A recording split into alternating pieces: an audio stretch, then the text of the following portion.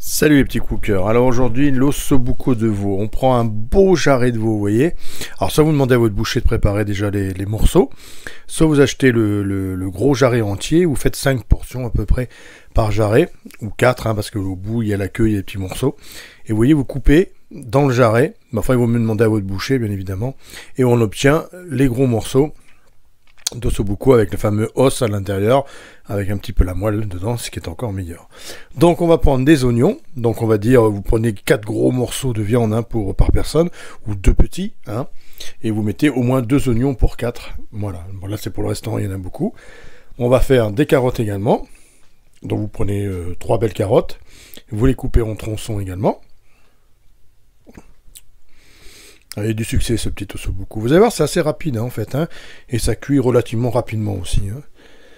Donc on met un mélange d'épices, vous mettez ce que vous aimez, du curry, mélange d'épices mexicain, italien. Moi j'ai mis un mélange d'épices pour le couscous, j'ai mis un peu de curry, léger, et j'ai mis un peu de mon mélange italien. Oui je sais, vous me direz pas de me dire italien, machin. J'ai mis aussi un peu de paprika fumé, voilà, mais vraiment léger, hein, c'est pas un couscous en fait, hein, on donne vraiment pour donner légèrement du goût à la sauce. Donc j'en mets par parcimonie, hein, vous mettez vraiment un quart de cuillère à soupe à chaque fois.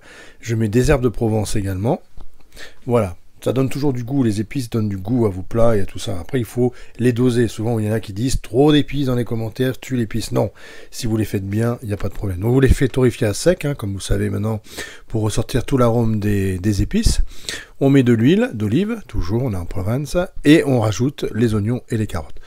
Et on les fait bien revenir à feu fort pendant 5 bonnes minutes à peu près. 5-6 minutes, on les remue souvent. Voilà. Alors ensuite on prend nos ossobuco, on sale et on poivre avant la cuisson, hein, toujours pour que ça pénètre bien, que le sel pénètre à l'intérieur. Si vous les salez après la cuisson, ça sert à rien du tout. Donc parce qu'il y a une croûte de cuisson, et puis ils sont cuits, vous suivez que la surface.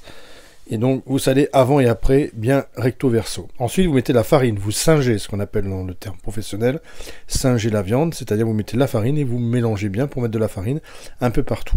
Et ensuite on la fait revenir dans une poêle pour vous. Moi j'ai toujours la plancha, hein, j'utilise la plancha, mais vous prenez une poêle, vous mettez de l'huile très fort, hein, vous mettez le feu assez fort hein, dessous, ça se saisit quoi, et vous faites bien revenir des deux côtés la viande. Voilà, hop, une fois qu'elle est bien revenue, on fait revenir. Donc là on fait un petit angle un peu, je joue avec la caméra, hein, voilà, on fait des jolies images avec la viande vue de côté un peu plus près, ça fait bien aussi. Ah, il faut bien jouer au TikToker ou YouTuber hein, aussi, hein, il faut faire varier les images et les points de vue. Hein. Donc on fait revenu, voilà, et ensuite on va les poser, vous voyez, sur nos carottes et nos oignons. Voilà, moi je les pose comme ça, les uns au-dessus des autres, hein, joliment mis dans le plat, pour commencer. Voilà. Et après on pourra tout mélanger, hein, bien évidemment. Et donc là je prends une bonne sauce tomate. Alors, en ce moment, avant je fais revenir un peu avec du vin blanc. Donc je laisse toujours le feu très fort, hein. Je déglace avec le vin blanc. Voilà. Mais je laisse pas réduire à sec, hein. Je le fais bouillir 2 minutes, ça suffit largement. Et ensuite, on va y mettre une bonne sauce tomate. Donc là, je vais mettre une sauce tomate en boîte. Hein. J'ai pris une sauce tomate bien aromatisée. Hein. Vous prenez ce que vous avez envie, au basilic, tout ce que... ou classique. Hein. Et quand c'est des vraies tomates, par contre, quand c'est la pleine saison, vous mettez des vraies tomates fraîches que vous mondez. Vous savez, vous enlevez la peau dans l'eau bouillante et c'est parfait. Et ensuite, là, je mets un bon bouillon de volaille. Et je couvre bien parce qu'on va laisser bouillir ensuite une bonne 50aine de minutes avant qu'il soit cuit, d'accord? Donc une fois que le bouillon commence, hein, que ça commence à bouillir, vous comptez 50 minutes à peu près. Vous enlevez le morceau de viande, après vous tâtez, vous regardez hein, si ça se décroche facilement. Il faut qu'il soit bien fondant, c'est bon l'ossobuco quand ça fond, quand c'est hyper confit, enfin mais confit, mais il faut que ça reste entier. Parce que souvent ça se détache de l'os, puis après vous avez des morceaux, vous avez l'os d'un côté, l'os de l'autre, donc c'est pas très bien. Donc vous surveillez quand même la cuisson, et là vous laissez cuire au moins une 50aine de minutes quand le bouillon, vous voyez, est comme ça.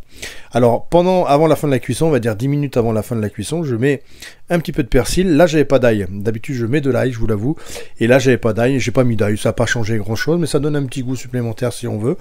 Donc si vous aimez l'ail, vous hachez aussi l'ail avec le persil et vous le mettez dedans, voilà, tout simplement.